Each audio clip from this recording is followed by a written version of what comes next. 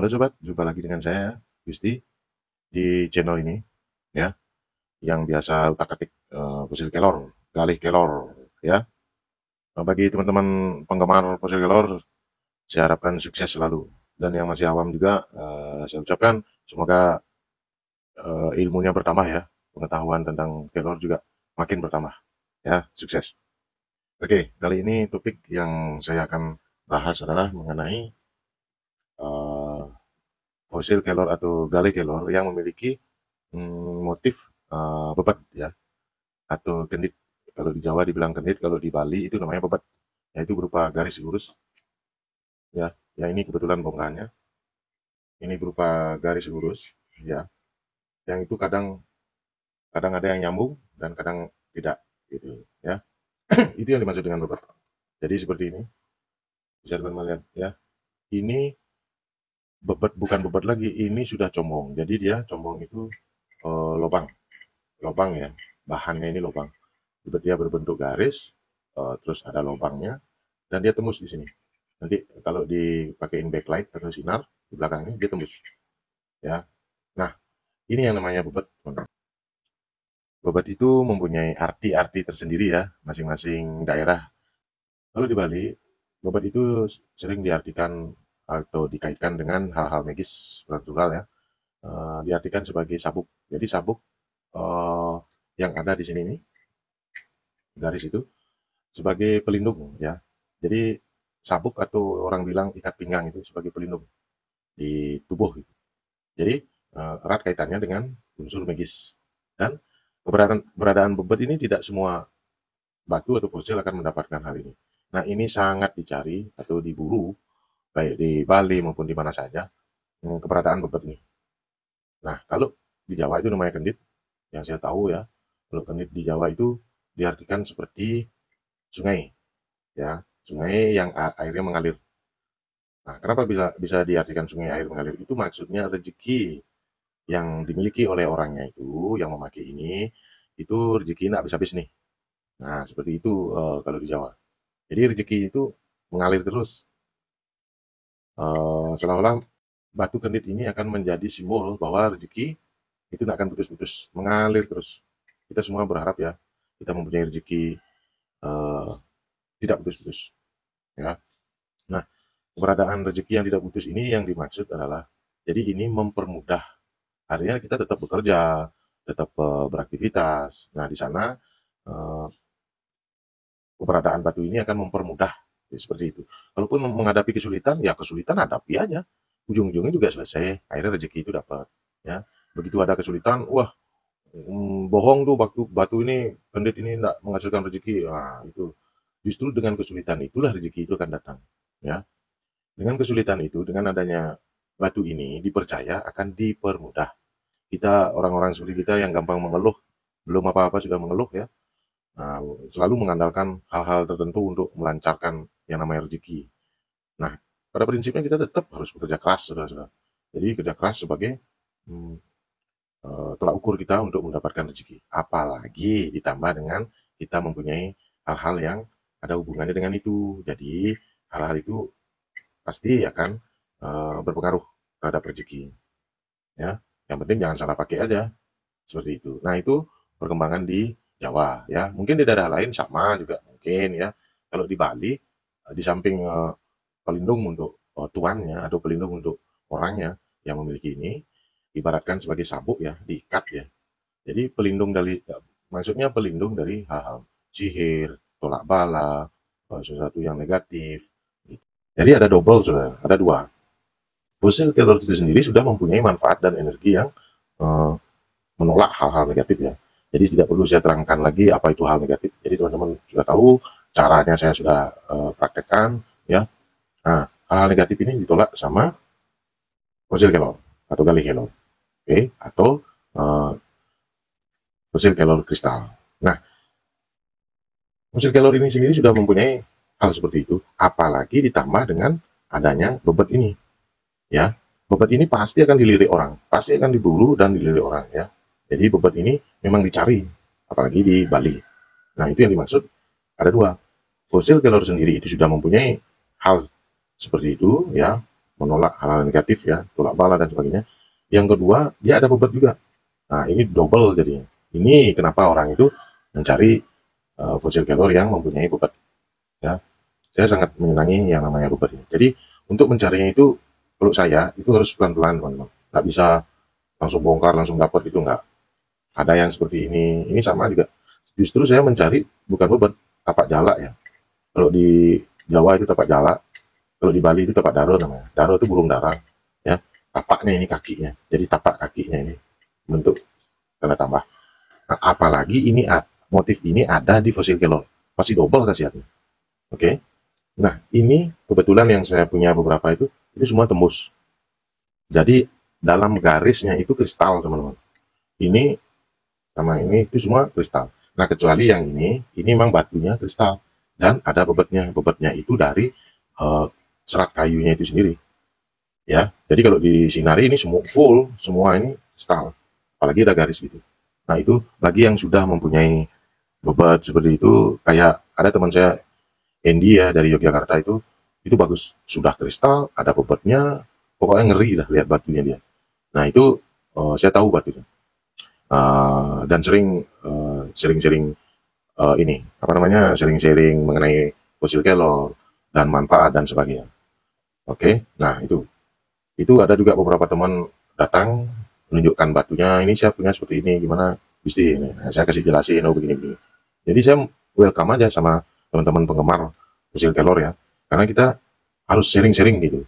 Nggak bisa satu kaku dengan pendapatnya, padahal pengalamannya dia belum tentu eh, pasti beda ya pengalamannya setiap orang. Ya, dari 16 tahun saya mengenal kelor, apalagi ditambah dari warisan buyut atau kakek ya, itu jelas ilmu mengenai kelor pasti akan lebih banyak ya daripada yang baru-baru mengenal kelor. Nah, jadi harus sering-sering.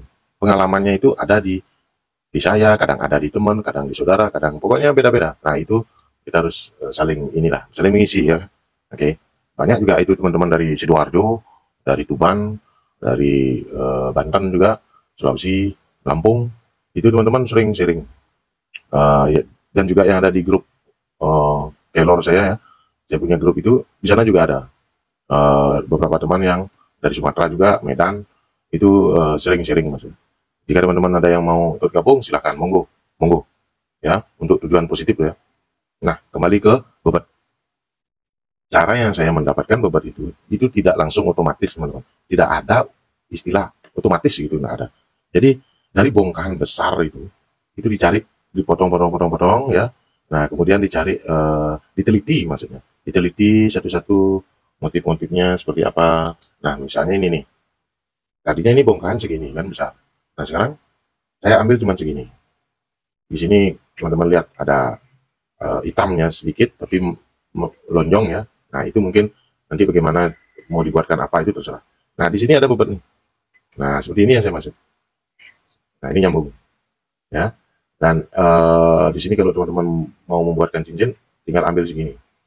Ya, nanti ini di bagian belakang pasti nyambung ya. Ini di sini terputus ya. Di sini harus dipotong segini. Nanti nyambung dari bawahnya. Nah, terus ini tampak bagian belakangnya seperti ini. Ya. Nah, ini contoh aja teman-teman. Bagaimana mencari kok bisa ada bobot sih gitu. Jadi setiap bongkahan itu dipotong pipih-pipih dulu ya, pipih dulu. Habis itu diteliti satu-satu. Meneliti ini perlu waktu, teman-teman. Gali kelor, fosil kelor itu tidak ada yang instan. Semua itu perlu waktu. Ya, perlu waktu khusus ya. Dan itu motif semua tidak ada yang sama. Jadi satu-satu ini harus diteliti yang bagian mana yang saya harus potong ya. Apalagi itu mendapatkan sendiri, terus mengolah sendiri, memakai sendiri, wah luar biasa itu. Cuman kan tidak semua punya kemampuan seperti itu ya. Oke, seperti itu. Ada juga yang bobotnya itu, jadi ada 3 bagusnya. Satu, dia gali kelor, ya atau fosil kelor. Ini udah keras, cuma warnanya coklat. Satu, dia gali kelor atau fosil kelor. Yang kedua, dia combong. Biasanya combong tuh biasanya bulat-bulat gitu aja lubang. Combong tuh lubang. Jadi combong itu diartikan energi atau rezeki itu akan diserap. Jadi siapa yang memakainya itu yang namanya energi rezeki itu akan mengalir terus, sama kayak bobot. Ya. Nah, satu dia fosil kelor yang mempunyai manfaat dan sebagainya. Yang kedua dia combong atau lubang. Yang ketiga dia bobot. Ini teman-teman udah lihat ada garis ya, Ini rencana saya akan potong atau saya bentuk nanti ya. Seperti apa jadinya nanti akan saya info-info di YouTube nih. Ini bagian belakangnya ya. Ini kalau dikasih cahaya tembus ya. Itu luar biasa teman-teman. Tidak semua ada seperti itu ya. Nah ini hampir sama juga. Nah ini lubang ya. Udah bebet lubang fosil kelor lagi. Ini bagian belakang ya. Itu yang namanya kan bebet itu garis teman-teman. Jadi garis itu tidak semua sama. Nah kalau ini uh, beda ya. Jadi bentuknya di sini ada kotaknya, di sini ada garis. Nggak apa-apa. Itu semua motif ya atau bentuk, tidak semua memiliki hal yang sama ya. Terus mana lagi contohnya? Pokoknya harus diteliti satu-satu seperti itu dia. Jadi teman-teman udah jelas ya apa itu bobot, apa itu kendit ya. Nah, kalau di Bali seperti apa maksudnya kendit itu, bobot itu, kenapa diburu sama orang? Yang jelas itu diburu dia mempunyai khasiat tertentu ya. Apalagi kalau itu fosil kelor, batu sungai aja ya, batu akik itu sungai aja banyak yang ada bobotnya. Nah, batu sungai loh ya. Kalau ini fosil kelor yang sudah mempunyai manfaat dan sebagainya. Kalau batu sungai kan mungkin apa itu manfaatnya saya nggak ngerti itu, nggak jelas bagi saya historinya bagaimana ya. Kalau fosil kelor kan sudah jelas manfaatnya seperti apa. Nah terus yang kedua dia mempunyai bobot garis ya. Kalau di Bali itu sebagai sabuk ya, ikat pinggang itu. Jadi sabuk filosofi sabuk itu kan pelindung teman-teman. Jadi sebagai pelindung bagi yang memakainya. Nah yang kedua kendit itu kalau apalagi di teman-teman di Jawa itu seperti sungai air yang mengalir. Jadi ini dibilang sungainya. Mengalirnya itu apa ya?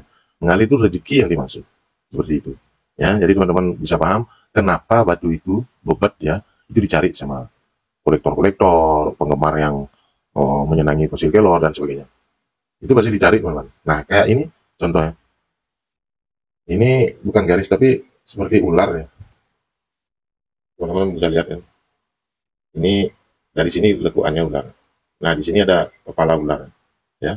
Jadi nanti saya ambil batunya sekian aja. Nah, seperti itu. Jadi semua tidak ada yang sama. Ini bagian belakangnya, ini depannya. Mempunyai motif seperti nampak seperti ular lagi berjalan. Mudah-mudahan ini bagus hasilnya setelah saya gosok nanti. Nah, ini teman-teman lihat. Ini teman lihat. Ini bobotnya tuh garisnya putih lagi. Ya. Nah, dijelaskan putih warna bobot. Kalau yang ini dia coklat, tapi bobotnya kristal kehitaman. Kalau ini karena dia hitam, jadi bobotnya putih, kelihatannya seperti itu. Ya. Nah kalau yang ini, dia bobotnya nggak kelihatan. Tapi kalau pelan-pelan, lihat karena arah sinar ya. Jadi di sini ada bobotnya. Nah seperti itu. Dari bawah ini dia nyambung. Oke. Coba saya perlihatkan kalau dipakein backlight ya, sinar.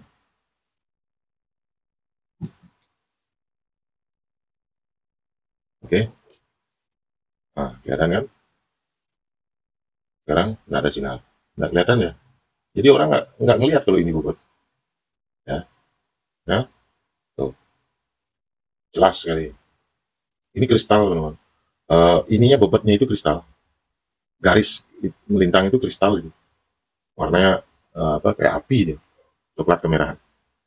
Oke, kita buka lagi. Seperti ini.